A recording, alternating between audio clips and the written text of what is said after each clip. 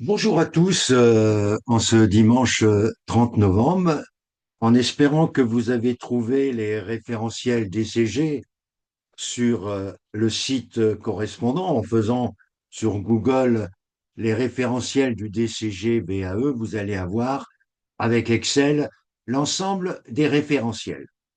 J'ai la prétention ce matin de traiter, mais je dirais sommairement pour vous expliquer comment cela marche, les UV 5, 6, 7 et 8.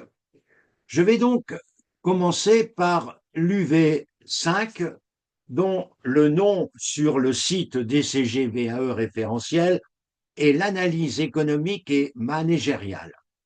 Il est évident que c'est une UV qui a énormément d'importance dans l'évolution aujourd'hui sur le plan économique et sur le plan du management. Les derniers congrès des experts comptables qui ont eu lieu entre 2020 et 2025 ont insisté sur ces aspects management. D'ailleurs, le DCG 2026 devra tenir compte de cette importance. Moi, j'étais sensible au congrès 2020 qui parlait de deux choses importantes. Il parlait d'une évolution technologique, mais il parlait de trois mots forts qui expliquent l'importance de cette UV5. Il parlait du mot management, du mot marketing et du mot marque. Le mot management est de plus en plus important. Le management vertical, l'encadrement rigoureux qu'on avait dans le temps, disparaît au fur et à mesure pour laisser apparaître un management transversal et quelquefois, c'est même recommandé, bienveillant. Dans le cadre de cette UV numéro 5, vous avez toujours trois grandes colonnes que j'appelle compétences niveau 1, c'est pour vous permettre de traduire un peu l'évolution de votre fonction, c'est correspond au bac G2 pour moi, l'application numéro 2 au BTS et l'application numéro 3 correspond bien sûr à celle que vous allez tenter d'obtenir. Pour remplir ça, je suis très à l'aise pour les candidats qui viendraient avec moi. En effet, j'ai une bibliothèque numérique que je vous ai évoquée la fois dernière, mais là vraiment sur le management, le marketing. J'ai énormément travaillé et les dossiers management et marketing ont chacun d'entre eux au moins 4 à 500 articles ou ouvrages qui vont nous permettre de nourrir et d'apporter au jury le jour de notre exposé la possibilité de démontrer que notre bibliothèque numérique permet d'avoir une information permanente. Je vois donc les grandes lignes de ce que nous devons remplir. Tout d'abord, c'est les fondamentaux et de l'activité économique. Quel problème l'économie tente-t-elle de résoudre? Le problème, il est simple à comprendre en économie. En économie, c'est que nous avons beaucoup de choses en quantité limitée.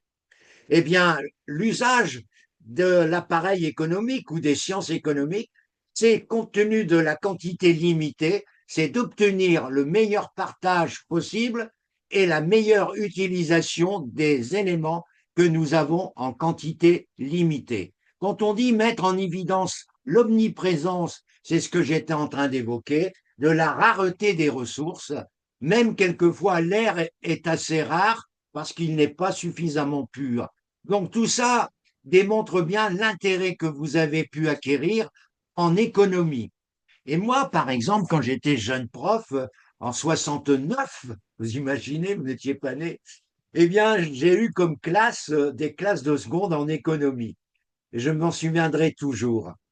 J'imposais à mes élèves de seconde, pour bien comprendre l'économie, j'imposais à l'époque la lecture du mardi de l'économie du monde. Et je faisais une interrogation écrite tous les mardis suivants sur les 4 pages du monde de l'économie. Inutile de vous dire que grâce à cet exercice, j'ai eu quand même des nombreux candidats qui ont bien compris l'économie et qui, même certains d'entre eux, sont devenus professeurs agrégés d'économie et j'avoue que c'est pour moi une très grande satisfaction. Donc, vous mettez dans la partie 4, vous faites une croix. On complétera bien sûr dans les commentaires que je vais vous parler tout à l'heure.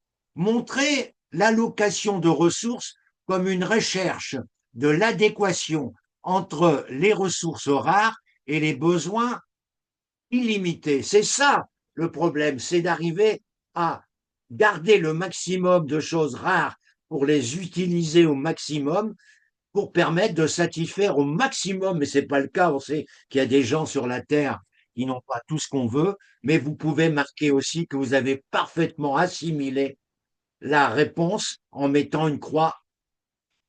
Nous descendons et nous arrivons maintenant au côté de BTS, si vous voulez, c'est la colonne 2, illustrer la logique des choix et d'arbitrage des agents sur l'emploi des ressources. Eh bien, là, à travers notre, parce que j'ai aussi un dossier économie hein, dans ma bibliothèque numérique. Donc, pour cette UV5, il y aura deux dossiers qui vont nous permettre de démontrer au jury qu'on est vraiment bien dans le coup. C'est le dossier management, le dossier économie. Et je vais faire des conférences pour bien marquer à travers des associations de Béthune, bien marquer les points forts de l'économie pour permettre de mieux comprendre le problème économique. Je vous invite à voir une de mes communications que je ferai dans les jours à venir sur LinkedIn. Donc, on me demande d'illustrer la logique de choix et d'arbitrage des agents sur l'emploi des ressources. Ça, c'est toujours la même chose, c'est de savoir bien répartir, et ça, c'est très important, on a bien appréhendé. Ensuite, qu'est-ce que l'activité économique? C'est identifier et schématiser les relations entre les différents agents économiques. C'est ce qu'on appelle la production, à la fois de biens et de services qu'on va découvrir et qu'on a bien appréhendé avec les cours de Francis et sa bibliothèque numérique. De l'autre côté, on commente la répartition des dépenses de consommation sur un plan national et on le verra aussi sur un plan international. On a aussi à distinguer sur le plan économique les différentes formes d'épargne. Il y a l'épargne, bien sûr, financière, il y a l'épargne immobilière, on verra toutes les formules d'épargne qui seront importantes à neutraliser. Vous mettez des croix à la colonne 4. Les différences entre les formes d'investissement, qui sont matériels, immatériels, et les motifs pourquoi on investit, il y a toujours un besoin derrière un investissement. La distinction entre investissement et frais généraux est fondamentale. Un investissement va servir sur plusieurs années, tandis que des frais généraux vont être utilisés au cours d'une année. Descendons toujours dans la partie compétences niveau 1, nous avons à étudier comment l'activité économique crée-t-elle de la richesse. C'est ça l'important. C'est ce qu'on appelle la création de valeur ajoutée et qui s'exprime dans un pays par le PIB que tout le monde doit connaître. Par exemple, quand vous passez un examen de ce style, que vous soyez français ou étranger, vous devez connaître le PIB de votre pays. Et mieux encore, par des statistiques, vous pouvez connaître le PIB par personne de votre pays. Je dis cela pour tous les pays qui sont éventuellement représentés par ces éléments que nous avons à développer. Et démontrer au jury que vous connaissez le PIB et le PIB par pays récemment publié, et ça, j'avoue que c'est votre recherche documentaire qui va être forcément nécessaire. Ensuite, on a une petite réponse à faire concernant la compétence 3. C'est caractériser un tissu productif à l'aide de données statistiques. Ça, c'est toute notre documentation qu'on mettra à disposition du jury par notre bibliothèque numérique qui permettra de pouvoir constituer ou caractériser un tissu productif à l'aide de données statistiques qui va démontrer la valeur ajoutée par branche d'activité et l'importance des emplois créés dans certaines branches grâce à cette recherche de valeur ajoutée. Autre point important, c'est les enjeux de la répartition de la valeur ajoutée, voyez-vous, entre les différents bénéficiaires. Alors pour cela, il est évident qu'il y a forcément des syndicats qui n'ont pas la même vision que, je dirais, les dirigeants d'entreprise dans certains cas. Et on a aujourd'hui en France un certain nombre de mesures qui ont été prises pour améliorer le partage de la valeur ajoutée. Nous avons des méthodes que nous allons revoir ensemble, c'est la répartition par l'intéressement, par la participation et aussi par le partage de la valeur, qui est une nouvelle obligation qui a été proposée à certaines entreprises avec des dimensions de 10 à 50 salariés, qui a fait l'objet de plusieurs mémoires de candidats à l'expertise comptable. Ensuite, nous avons à développer comment rendre compte de la situation économique d'un pays. Alors moi, j'avoue que pour rendre la situation économique d'un pays, c'est de voir le PIB de ce pays, le nombre de personnes qui travaillent et le nombre de personnes qui sont pour l'instant en demande d'emploi. Ça, c'est déjà des statistiques ô combien importantes. À cela, j'ajouterai quelque chose de fondamental, c'est la balance commerciale, c'est-à-dire c'est la différence entre les exportations et les importations. Vous le savez comme moi, la France, depuis 1974, le déficit s'accroît en permanence chaque année. On imagine qu'une entreprise en dehors de l'État français n'aurait jamais pu subsister. Mais la France a une bonne cote et les différents partenaires financiers continuent de l'aider. Mais compte tenu de la fragilité actuelle, il est évident qu'ils prennent forcément beaucoup plus de risques avec la France et en conséquence, ils ont tendance à élever les taux d'intérêt des emprunts qu'ils accordent. En conséquence, nous verrons la situation des pays en tenant compte du taux de chômage, du PIB par personne et de la balance commerciale qui sera forcément un élément décisif. Pour la France, malheureusement, il y a beaucoup de choses en rouge, comme la balance commerciale, le déficit budgétaire et l'endettement important de la France. Normalement, un endettement d'un pays, selon les accords européens, ne devrait pas dépasser 60% du PIB. Malheureusement, au moment où je vous parle, eh bien, les dettes de la France représentent 120% du PIB. On flirte avec les mauvais résultats de l'Italie, voire de l'Espagne et de la Grèce, bien sûr, mais qui se remet beaucoup plus rapidement que prévu. Repérer comment le PIB rend compte de la richesse créée. Oui, le PIB, c'est la somme des valeurs ajoutées. Vous savez qu'il y a des définitions à savoir. La valeur ajoutée d'une entreprise, la valeur ajoutée d'un individu, c'est la richesse brute qu'il crée. Par contre, quand vous arrivez dans une entreprise, vous avez calculé la valeur ajoutée par les soldes intermédiaires de gestion et ensuite vous avez calculé l'EBE. Eh bien, pour que ça soit clair dans votre esprit, si la valeur ajoutée est la richesse brute, l'EBE est la richesse nette. Et ça, c'est quand même important. Donc, vous mettez des croix dans la colonne 4 et grâce aux commentaires qu'on va faire à chacun d'entre vous dans les commentaires de fin, on aura l'occasion d'apporter des éléments convaincants. On me demande aussi de justifier l'usage d'indicateurs alternatifs au regard des limites du PIB. Il est évident qu'un PIB, quand il augmente, c'est bien, mais encore faut-il que nous ayons un autre critère qui est la production nationale.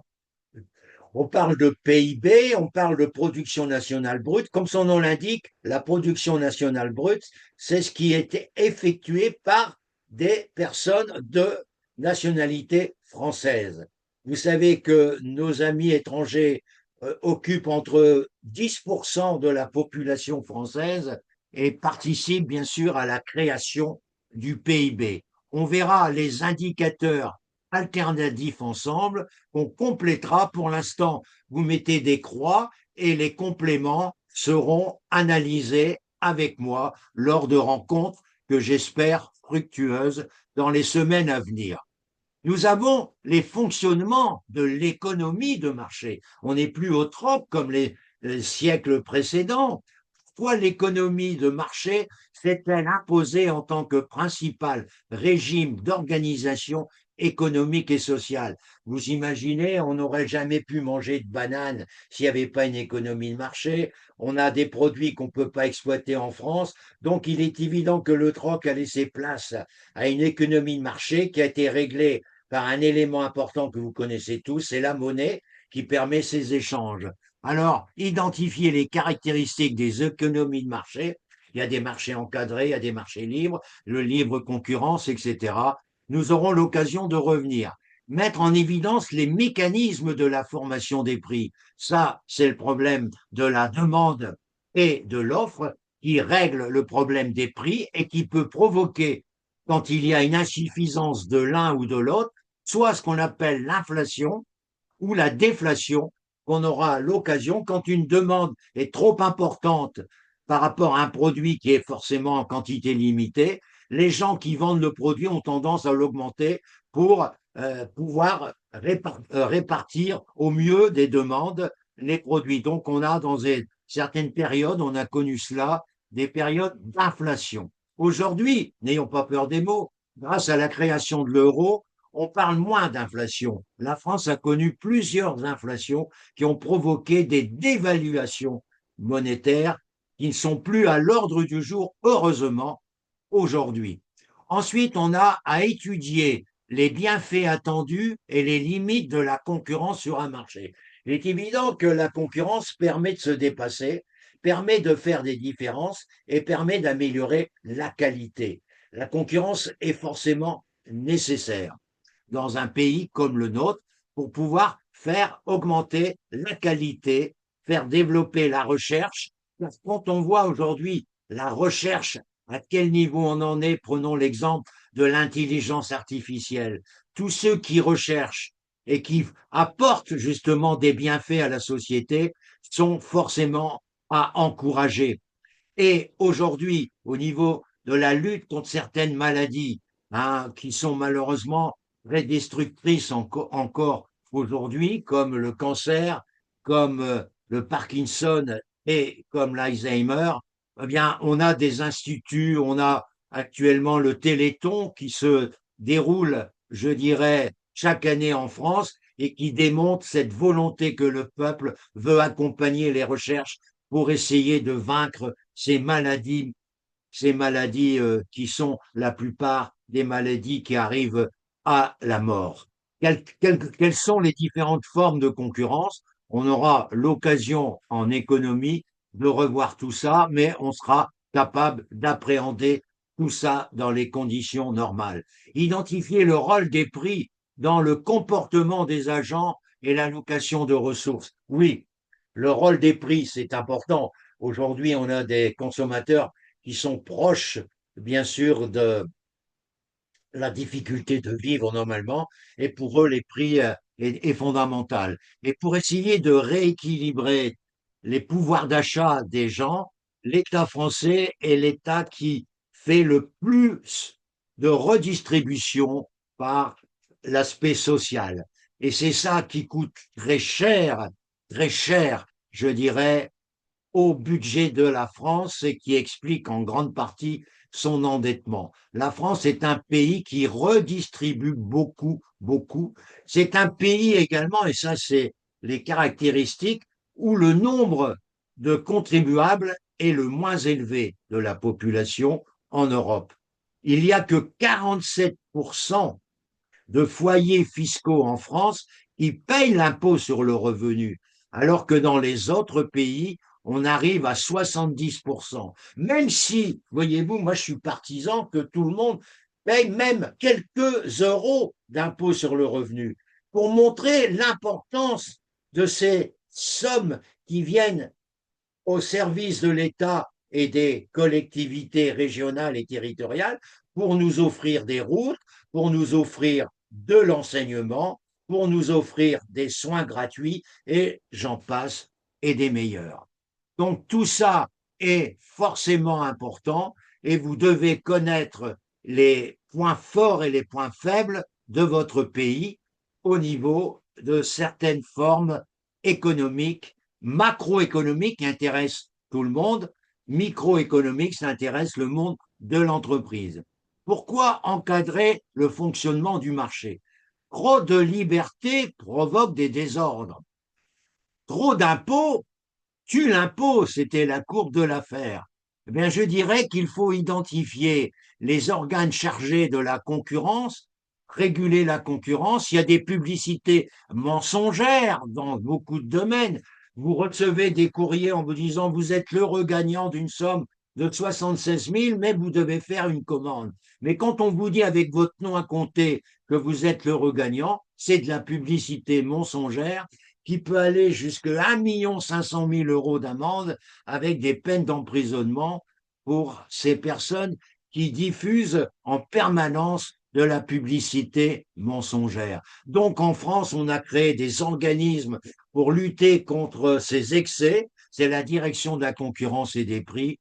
Et nous aurons l'occasion de revenir là-dessus et d'expliquer le pourquoi de la maîtrise de la concurrence. Repérer les cas d'externalité et de biens collectifs en appréhendant les conséquences. Externaliser a des bons côtés quand on a bien sûr des valeurs ajoutées qui peuvent être de faibles valeurs ajoutées, mais qui peuvent être externalisées à des pays qui coûtent moins cher que la France, par exemple. Donc, on a aujourd'hui externalisé un certain nombre d'activités à faible valeur ajoutée pour des pays qui ont, bien sûr, de la main-d'œuvre beaucoup moins chère que celle qu'on pourrait utiliser en France.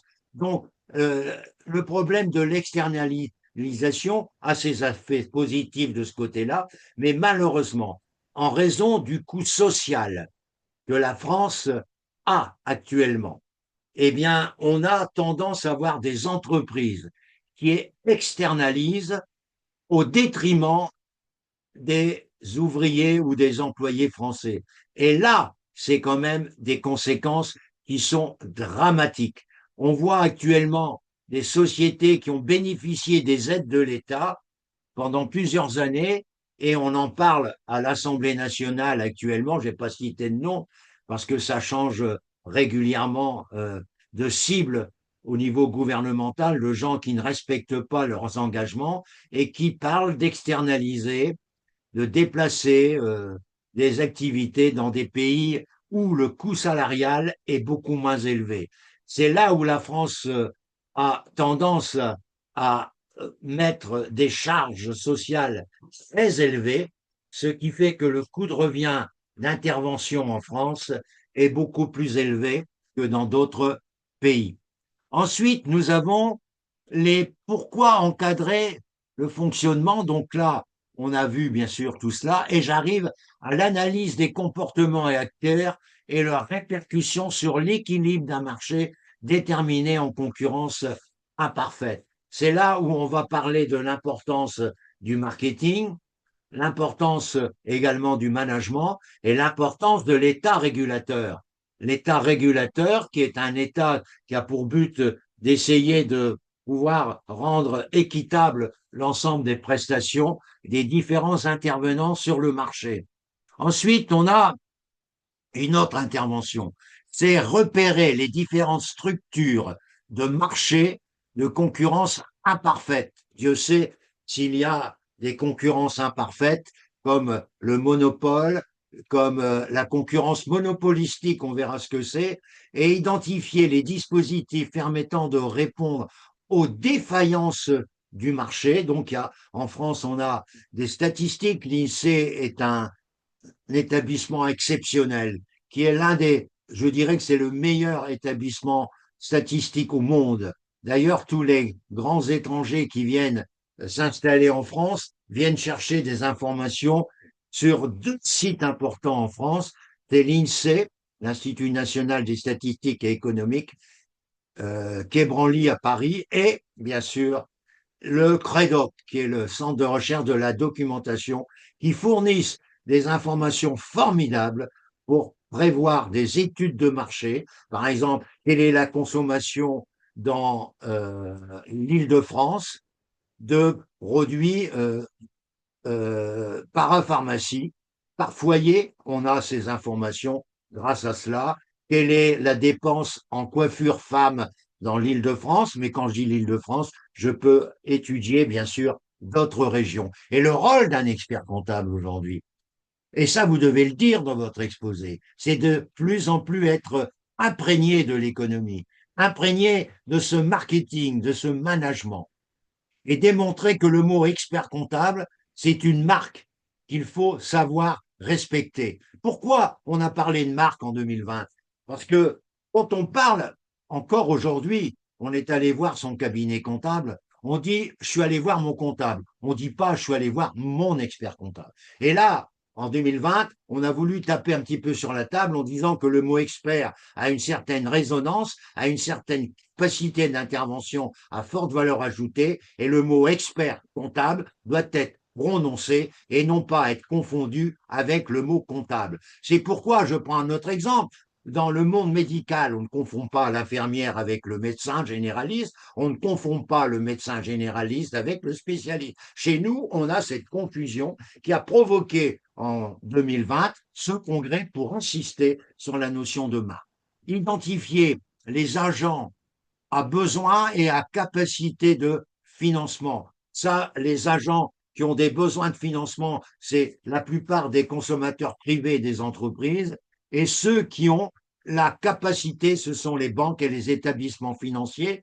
Et tout ça va rentrer en ligne de compte, analyser les comportements d'épargne des ménages. Eh bien, regardez ce qui se passe aujourd'hui.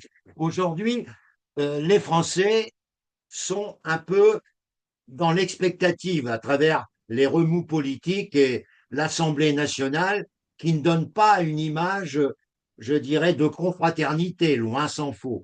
Et les Français sont inquiets. Et quand ils sont inquiets, qu'est-ce qu'ils font? Ils ne dépensent pas. Et actuellement, vous avez de l'épargne qui bat tous les records. Nous sommes presque à 20% d'épargne des revenus des Français, ce qui est colossal, mais qui, bien sûr, freine la croissance.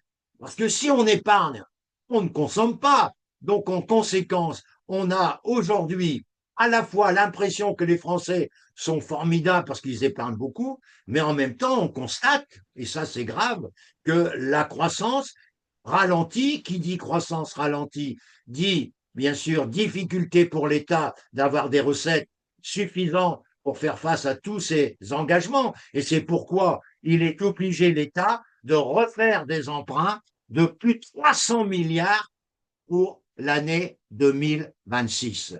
Identifier les modalités de financement des entreprises et de l'État. Donc ça, c'est tous les éléments qu'on peut obtenir au niveau des emprunts que l'État ou les grands établissements et banques peuvent nous offrir. C'est toutes les techniques de financement qui seront revues dans le DSCG 6, qui est la finance en particulier de l'entreprise.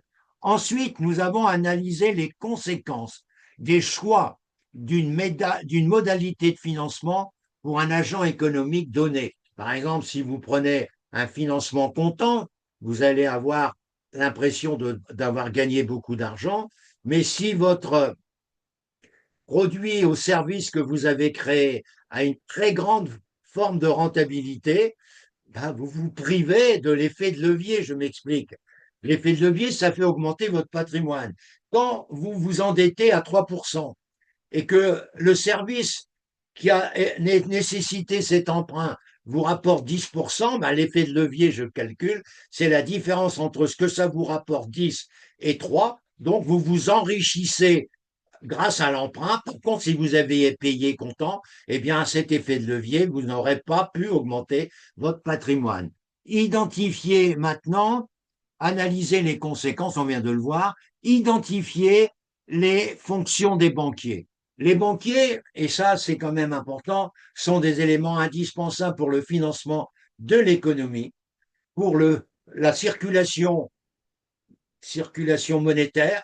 Ils sont indispensables. Ils ont au-dessus d'eux une banque qui est par exemple la Banque de France, mais aujourd'hui en France et en Europe, on a au-dessus de nous la BCE. Soyons clairs, c'est la BCE qui donne cette grande manœuvre aujourd'hui sur le plan européen, mais les banques sont des moyens d'améliorer la circulation, d'améliorer la possibilité de croître, de développer la croissance par le fait qu'ils vous prêtent une matière première qui est formidable, ils vous prêtent des moyens de pouvoir vous procurer des biens ou de vous procurer le moyen de vivre grâce à des emprunts forcément de consommation ou des emprunts d'investissement. Appréhender la diversité des marchés de capitaux. Ah oui, là, nous allons aborder la diversité des marchés de capitaux en distinguant le court terme, le moyen terme, le long terme, avec des mots qui seront beaucoup plus précis dans le cadre de ces moyens de financement pour pouvoir démontrer que nous avons un panel de moyens de financement. Mais vous savez comme moi que normalement, un consommateur français ne doit pas être endetté à plus de 33% de ses revenus normaux qu'il déclare aux services fiscaux. Et le banquier, normalement, accomplit cette surveillance attentive pour ne pas vous provoquer des désordres qui aboutiraient à être, comme malheureusement, être dans le cadre des personnes surendettées. Il y en a beaucoup trop en France. Et depuis la pandémie, on a constaté qu'en dehors des consommateurs particuliers, les entreprises qui avaient bénéficié d'emprunts lors de la pandémie ont malheureusement été dans l'incapacité de pouvoir rembourser et leur marché a fondu également. Et malheureusement, le nombre de défaillances d'entreprises en 2025 sera record. Analyser la contribution des banques. Bien sûr, les banques sont des éléments importants avec la bourse et les banques sont des éléments importants pour la circulation des capitaux et le moyen de vivre beaucoup plus facilement grâce à leur rôle. Repérer les nouvelles sources de financement. Ça, c'est les sources par différentes modalités particulières, comme, je dirais, les éléments que nous pouvons trouver à travers des sociétés en participation, tout un ensemble de nouveaux produits financiers qui ont été créés, mais qui ne sont pas gratuits, bien sûr, et qui doivent être analysés avec l'œil de l'expert que vous êtes pour dire aux clients l'intérêt ou pas de recourir à ces formules qu'on appelle le crédit bail, par exemple, qu'on appelle bien sûr les lois qui permettent de se pouvoir trouver des moyens de financement grâce à des formules qu'on aura l'occasion de revoir, bien sûr, au fur et à mesure. Analyser maintenant les mécanismes financiers d'une crise réelle, passée ou actuelle, sur les conséquences de l'activité économique. Eh bien, les déséquilibres actuellement sont pas la priorité ou ça sont pas le seul élément que la France connaît. Il y a d'autres pays qui ont aussi des difficultés, mais qui essayent d'une manière différente de la France de pouvoir faire face. Par contre, en France, on a malheureusement des politiques qui n'ont pas des bases économiques suffisantes et qui confondent, par exemple, pour prendre des exemples tout à fait simples, qui confondent, comme certains dirigeants qui sont de moins en moins nombreux, qui confondent leurs caisses avec leurs bénéfices. Quand ils n'ont pas d'argent en caisse, ils considèrent qu'ils sont en perte. C'est pas du tout ça, vous le savez bien. Les mouvements financiers et les mouvements comptables n'ont pas le même circuit. Il y a des décalages de flux qui expliquent qu'on peut avoir de gros bénéfices et avoir des difficultés financières. L'inverse est quelquefois possible. On peut avoir beaucoup de trésorerie et avoir des résultats très, très, très défavorables. Alors l'État est un régulateur permettant, comme on l'a vu par la pandémie, pour lancer les prêts qui ont été proposés par le gouvernement sous l'instruction du président de la République, qui disait qu'il fallait forcément développer des emprunts à ces entreprises pour ne pas les faire tomber. Mais ça a eu bien sûr un intérêt pour les entreprises à cette époque. Certaines en ont profité et sont ressuscitées depuis 2020-2021, mais malheureusement, ça a été trop lourd à supporter pour d'autres. Et bien sûr, voilà l'expression que procédait le président de la République, quoi qu'il en coûte, quoi qu'il en coûte. Eh bien, le quoi qu'il en coûte, voyez-vous, aujourd'hui, ça coûte beaucoup. Donc, l'État est un régulateur.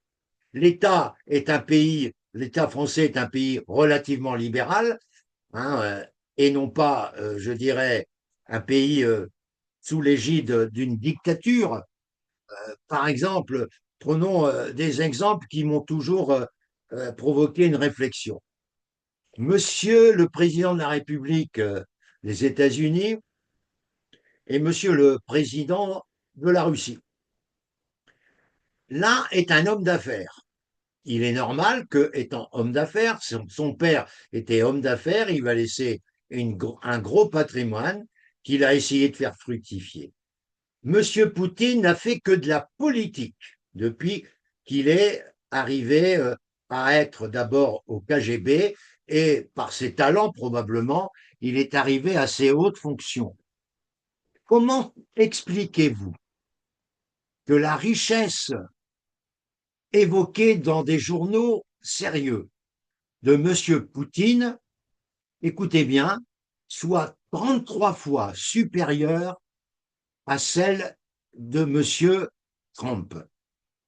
Moi, j'avoue que je vous laisse découvrir le pourquoi, n'ayant fait que de la politique, avoir une fortune 33 fois supérieure aux 8 milliards recensés, 8 milliards de dollars recensés pour M. Trump, je vous laisse trouver les réponses. Analyser l'évolution des finances publiques d'un pays et ses enjeux. Inutile de vous dire que pour notre pays, les finances publiques sont dramatiques.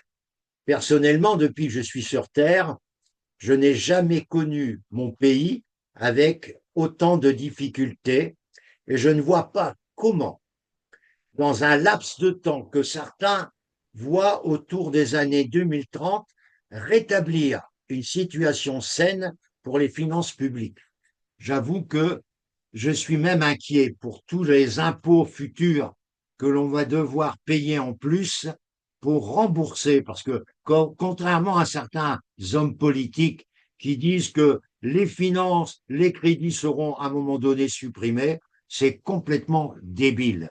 Autre chose, on parle de différents organes de l'action publique au niveau national ou local. Il est évident qu'à travers le millefeuille administratif, c'est-à-dire la multiplication d'organes à la fois régionaux, départementaux, communaux ou intercommunaux, on a en principe des organes de surveillance des finances qui sont publiques. Quand on dit public, c'est des finances pour servir le public. Malheureusement, je dirais, en France, il y en a beaucoup trop. Et que le millefeuille administratif devrait être beaucoup plus allégé. Et c'est là où on a les directions de la concurrence et des prix, la direction des fraudes, et j'en passe et des meilleurs, et tous les organes, conseils régionaux, conseils départementaux, avant ils s'appelaient généraux, maintenant c'est départementaux, les communes et surtout les groupements de communes sont des sources de, de coûts, puisqu'il y a beaucoup de gens qui profitent de ces structures administratives par des indemnités qui sont relativement importantes. Et ça fait l'objet, bien sûr, de beaucoup de réflexions sur le plan politique.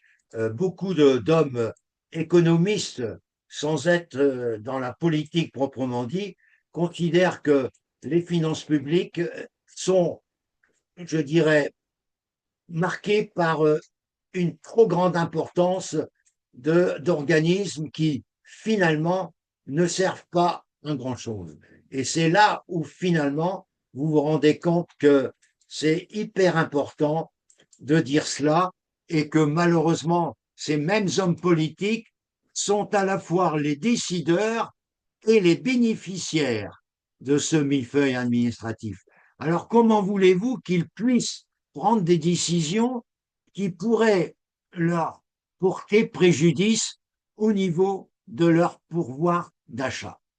Alors maintenant, nous avons à développer dans le domaine qui est celui que nous devons découvrir au niveau de cette UV, nous avons bien d'autres choses à découvrir. Et je vais aller rechercher, puisque d'un seul coup ça a disparu, je vais aller rechercher l'ensemble du document que j'étais en train de voir et je vais le retrouver, bien sûr, dans les délais les plus brefs. En effet, quelquefois, quand on est avec Zoom, on a quelques soucis que par moment, cela disparaît. Donc, je vais aller rechercher ce dossier que je vais trouver assez rapidement, je l'espère. Alors, il est évident que dans ces dossiers qui font partie des dossiers du référentiel que vous devez bien sûr savoir bien maîtriser, nous allons retrouver ces UV 5, 6, 7, 8, mais comme je fais beaucoup de temps pour cet UV numéro 5, je ne pense pas que j'aurai le temps de pouvoir réaliser comme c'était prévu, les 4 UV. Je préfère prendre mon temps et de pouvoir faire des choses avec le minimum de précision. Alors, en effet, nous avons ici à retrouver ces éléments importants du référentiel que je vais forcément retrouver le plus rapidement possible à travers le document que j'ai bien sûr mis dans le dossier DCG VAE 2026. Et c'est dans ce dossier que je vais aller terminer le dossier qui est ce dossier numéro 5 de, nos, de notre référentiel qui est ce dossier qui est présenté sous la forme Excel. Et j'essaye de retrouver ça, mais malheureusement, voilà, Anna, la VAE. Donc là, je vais essayer de revoir ce dossier et j'ai, voilà, la VAE en DCG, c'est sur Excel et j'avoue que j'ai quelques difficultés pour retrouver ces dossiers, alors que normalement, tout est prévu pour cela. Est-ce que, voilà, je l'ai retrouvé avec toutes mes excuses, et je retrouve ces dossiers au niveau d'Excel qui vont nous permettre d'aller très vite terminer cette UV5 sur le problème de l'analyse économique que le DCG nous impose. Et ça, j'avoue que c'est hyper important. Vous le voyez parce que depuis 2020, sans aucune semaine oubliée, je dis bien depuis 2020, ça va faire 25 ans. Chaque semaine, je fais les actualités économiques, financières quelquefois, juridique, voire fiscale. Je fais entre 10 et 20 pages chaque semaine. C'est pas ma propre écriture, je suis d'accord avec vous, mais ça m'oblige à lire régulièrement des revues. Des revues qui ont, bien sûr, une certaine importance. Ces revues sont des revues comme Les Échos, comme La Tribune, comme, bien sûr, les revues qui sont provoquées par des informations de sites ô combien importants comme le site Zerfi, qui est un site qui, tous les jours, sans exception, vous donne des informations économiques. Et j'avoue que grâce à Zerfi, je l'utilise assez régulièrement pour aborder ce genre de réflexion qui distingue les informations sur la France, sur l'Europe, sur le monde, avec aussi une partie humour, une partie à la fois de citation, parce que tous les jours, tous les jours, je mémorise 2 à 3 citations. J'ai plus de 20 000 citations que j'ai dans un dossier qui me permettaient, quand je faisais de nombreuses conférences pour les centres de gestion, de pouvoir placer quelques citations assez bienvenues par rapport aux thèmes que je traitais. Je traitais des thèmes juridiques, comme choisir son régime fiscal, choisir la société la meilleure. Aujourd'hui, moi, je ferais pour les centres de gestion qui malheureusement sont en voie de disparition par rapport aux décisions fiscales qui ont fait perdre leur atout, je ferai une conférence très importante aujourd'hui sur le plan fiscal et économique pour les entreprises individuelles. Je serais ravi de faire une conférence. Pourquoi choisir l'IS tout en restant une entreprise? En effet, la loi du 14 août 2022 permet à une entreprise individuelle de pouvoir choisir la fiscalisation par la société. Et au cours de la première lecture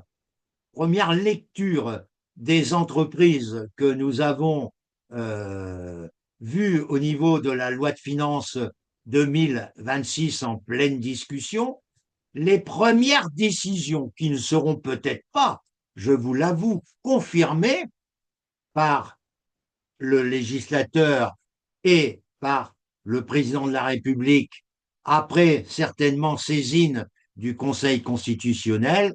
J'espère que la loi de finances 2026, mais je suis prudent, sera votée et publiée avant le 31 décembre 2025. Mais pour l'instant, je suis loin, loin, loin, loin d'être certain de cette possibilité dans l'état actuel de la législation.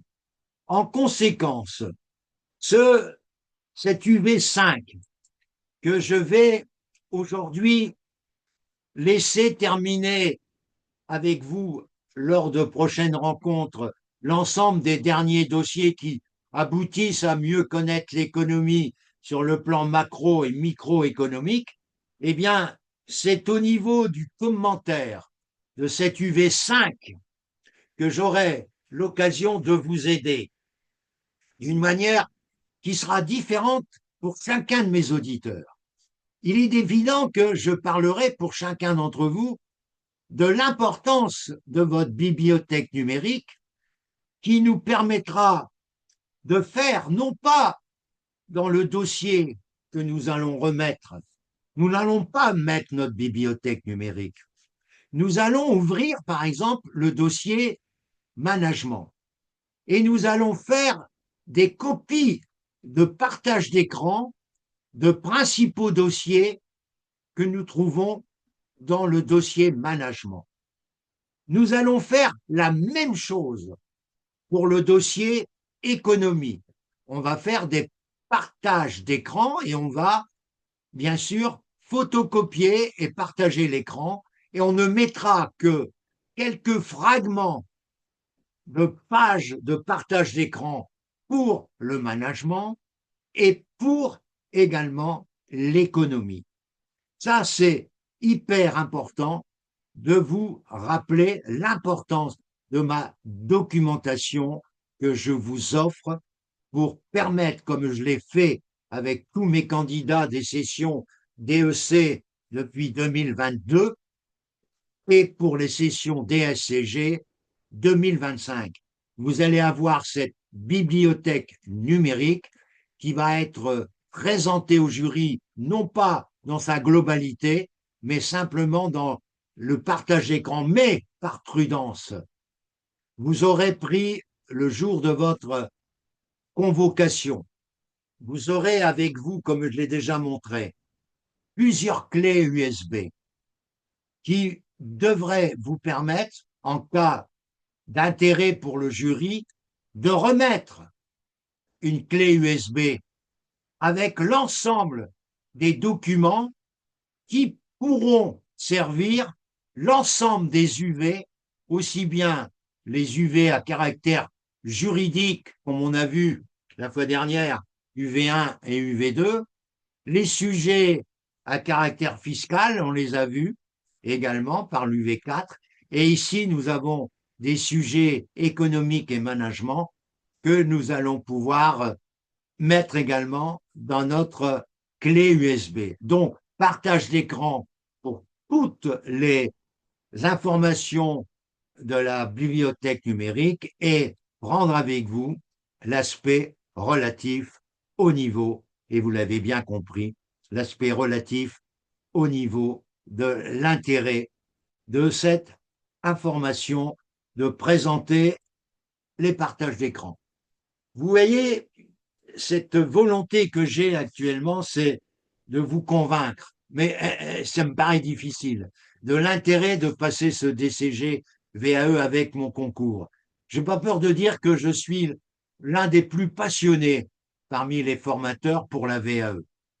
J'avoue que je le dis souvent, quand on n'a pas fait partie d'un jury, moi j'ai la chance d'avoir fait partie d'un jury DCG, moins 100 fois, d'un jury DSCG, même chose, et d'un jury DEC pendant 25 ans au niveau des mémoires et de la correction en nombre important, parce que c'était moi le troisième correcteur, de l'UV2, c'est-à-dire révision légale et contractuelle.